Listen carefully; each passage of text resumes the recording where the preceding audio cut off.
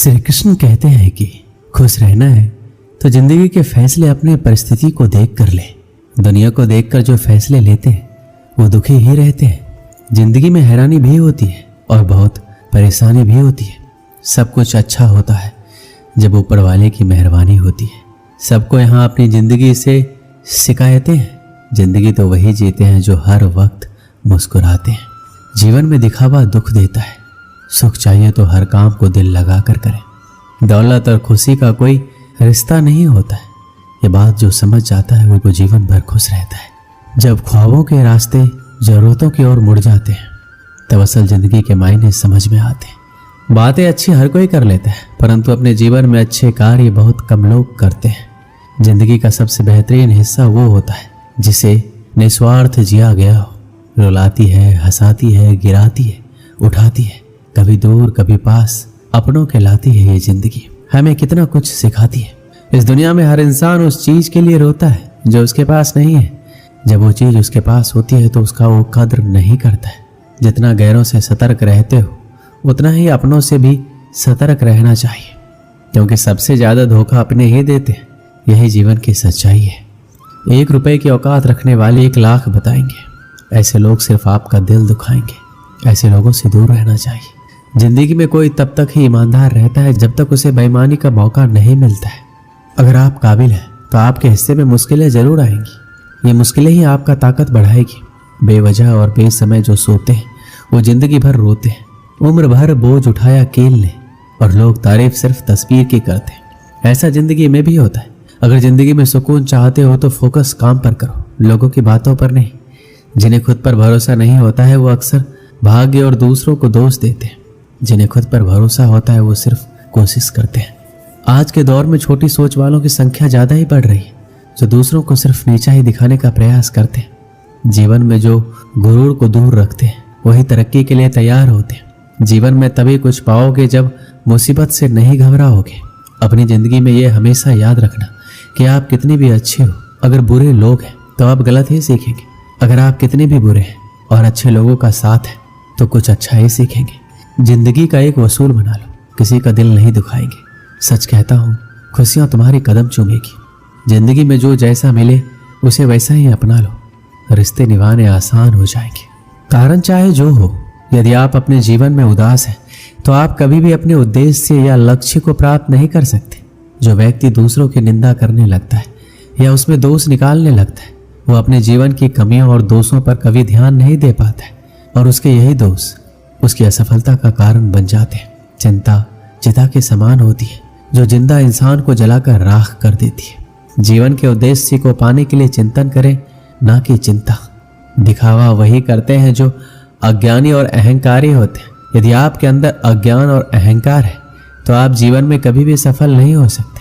तनाव में रहने से व्यक्ति अस्वस्थ हो जाता है और वह किसी कार्य को अच्छी तरह से नहीं कर पाता। जो लोग जीवन के उद्देश्य को जानते हैं वो लोग दूसरों को बताते नहीं हैं, और जो नहीं जानते वो दूसरों को बताते हैं। आपके जीवन का उद्देश्य क्या है? इस प्रश्न का उत्तर केवल आप स्वयं दे सकते हैं। और जिस दिन से आप इस प्रश्न का उत्तर ढूंढना शुरू कर दिया, समझ लीजिए आपने जीवन शुरू कर दिया। यदि आपने रामायण पढ़ा होगा तो आपको ज्ञात होगा कि भगवान राम एक राजा के पुत्र थे और उन्हें ईश्वर का अवतार माना जाता है। इसके बावजूद उनके जीवन में सुख और दुख दोनों था। यदि प्रभु श्री राम के जीवन में दुख ना होता तो मर्यादा पुरुषोत्तम श्री राम ना कहलाते। एक बात हमेशा याद रखें, इस पृथ्वी पर जो भी व्यक्ति आया है हर एक का जीवन सुख और दुख से भरा पड़ा है। श्री कृष्ण कहते हैं, जो बीत गया उसे आप नहीं बदल सकते और जो आने वाला है उसे आप जानते नहीं। इसलिए भूतकाल और भविष्य काल की चिंता छोड़ दे। आप आज जो कर्म करेंगे उसी का परिणाम आपको भविष्य में मिलेगा। आज में जीना सीखो और अपने समय का अधिकतम समय लक्ष्य के प्रति समर्पित करो। दूसरों में कमियां ढूंढना हमारी सबसे बुरी आदत है। इस आदत को छोड़ दें और खुद में कमियां ढूंढें और उनमें सुधार करें। खुद में किया गया सुधार आपके जीवन को पूरी तरह बदल देगा। आपकी क्षमता दिन दूनी और रात चौगुनी बढ़ेगी। जीवन में संकल्प लेना सीखें। उदाहरण के लिए, अगर आपने सोचा है कि आज हमें ये कार्य करना है तो उस कार्य को निश्चित ही करें। अगर आपने सोचा है कि 2-4 घंटे पढ़ना है तो जरूर पढ़ें। भले ही मन पढ़ाई में ना लगे पर एक अच्छा आदत बनेगा जिससे आपको सफलता की एक सीढ़ी चढ़ने में आपको मदद मिलेगी। त्याग करना सीखें। कई बार क्षणिक सुख के लिए हम अपनी कीमती वक्त बर्बाद करते। उदाहरण के लिए बुरी आदतें, दोस्तों से ज़्यादा समय तक फिजूल की बातें करना, ज़्यादा देर तक टीवी या फिल्म देखना। कई बार जब हम पढ़ाई करते हैं तो ऐसे दोस्तों के साथ रहते हैं जो पढ़ाई में बाधा बनते हैं, उन्हें छोड़ नहीं पाते। ज़रूरतमंद की हमेशा मदद करें, उतनी मदद जरूर करें जितना आप कर सकते हैं। इस आदत की वजह से मन में सकारात्मक विचार आते हैं और हृदय प्रसन्न रहता है। इससे जीवन में आनंद और खुशी भर जाते हैं। खुश होकर जो भी कार्य करेंगे वो बेहतरीन होगा। जब आप फेल होते हैं तो आपका पूरा एक साल बर्बाद हो जाता है, और जब आप अपने जीवन में असफल होते हैं तो आपका पूरा जीवन बर्बाद हो जाता है। इसलिए समय का सही सदुपयोग करें। श्री कृष्ण कहते हैं, अपने कार्य को ईमानदारी पूर्वक करें, खुद से झूठ ना बोलें। जो आप नहीं कर सकते उसे छोड़ दें, जो कर सकते हैं उसे बेहतरीन तरीके से करें। यही बात आपको सफल बनाएगी। समाज परिवार के डर से निर्णय ना लें। जब सफल होंगे तो सब आपकी तारीफ करेंगे। समस्या का समाधान ढूंढे, बहाना नहीं, क्योंकि असफल लोग ही सबसे अधिक बहाना ढूंढते और सफल लोग समाधान ढूंढते। अगर इस दुनिया में कोई भी काम जो आप दिल से करना चाहते हो तो उस काम को इस दुनिया में एक भी ऐसा इंसान है जो कर रहा है, तो आप भी खेल खेल में उस काम को कर सकते हो। गिरते रहो, भटकते रहो, सीखते रहो, लेकिन कभी हार मत मानो। जब लोग आपकी नकल करने लगे तो समझ लेना जिंदगी में सफल हो रहे हो। कमाओ, कमाते रहो और तब तक कमाओ जब तक महंगी चीज सस्ती ना लगने लगे। एक कक्षा में अध्यापक छात्रों को पढ़ा रहे थे। तभी कक्षा के दो छात्र आपस में झगड़ने लगे। उनका झगड़ा देखकर अध्यापक ने पूछा, क्या बात है, तुम दोनों ऐसे झगड़े क्यों कर रहे हो? एक छात्र बोला, सर ये मेरी बात नहीं सुन रहा है, बस अपनी बात पर अड़ा हुआ है। दूसरा छात्र बोला, सर मैं इसकी बात क्यों सुनूं, ये जो कह रहा है वो गलत है, ऐसे में इसकी बात सुनकर क्या फायदा। इसके बाद दोनों फिर से आपस में उलझ गए। दोनों की सुलह कराने अध्यापक ने उन्हें अपने पास बुलाए। दोनों छात्र अध्यापक के डेस्क के पास जाकर खड़े हो गए, एक डेस्क की ओर और दूसरा डेस्क की दूसरी ओर। अध्यापक ने डेस्क की दराज से गेंद निकाली और उसे डेस्क के बीचों बीच रख दिया। उसके बाद वो दोनों छात्रों से बोले, इस गेंद को देखकर बताओ ये किस रंग की है। पहला छात्र बोला, ये सफेद रंग की गेंद है सर। दूसरा छात्र बोला, नहीं सर ये तो काली है। दोनों के उत्तर एक दूसरे से भिन्न थे, लेकिन दोनों अपनी बात पर अड़िग थे। दोनों में फिर तू मैं होने लगी। अध्यापक ने दोनों को शांत कर अपने स्थान बदलने को कहा। दोनों ने अपने स्थान बदल लिए।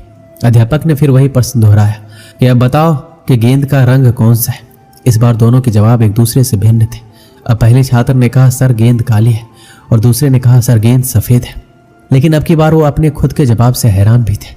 दोनों अध्यापक को समझाते हुए बोले, ये गेंद दो रंग की बनी हुई है, एक तरफ से देखने पर सफेद दिखती है, दूसरी तरफ से देखने पर काली। तुम दोनों के जवाब सही हैं, फर्क बस तुम्हारे देखने में। जिस जगह से तुम इस गेंद को देख रहे हो वहां से तुम्हें ये वैसे रंग का दिखाई दे रहा है। जीवन भी वैसा ही है। जीवन में किसी भी चीज, किसी भी परिस्थिति या समस्या को देखने का नजरिया भिन्न हो सकता है। ये जरूरी नहीं कि जिसका मत आपसे भिन्न है वो गलत है, ये बस नजरिए का फर्क है। ऐसे में हमें विवाद में पढ़ने के स्थान पर दूसरे के नजरिए को समझने का प्रयास करना चाहिए।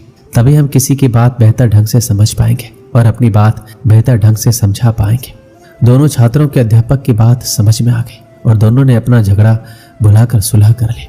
इस कहानी से हमें क्या सीख मिलती है? जीवन में परिस्थितियां भिन्न हो सकती, उन परिस्थितियों के प्रति लोगों का नजरिया भिन्न हो सकता है।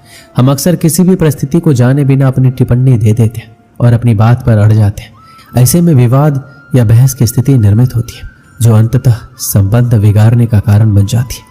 इसलिए किसी भी बात पर अपनी टिप्पणी देने के पहले परिस्थिति या मामले की अच्छी तरह जानकारी ले लेनी चाहिए। साथ ही यदि मत भिन्नता की स्थिति बने तो दूसरे के नजरिए को समझने की कोशिश करना चाहिए ताकि विवाद नहीं बल्कि बेहतर संवाद स्थापित हो सके। दोस्तों इस वीडियो में बस इतना ही। मिलते हैं अगली वीडियो में। अपना ख्याल रखिएगा। जय श्री कृष्णा।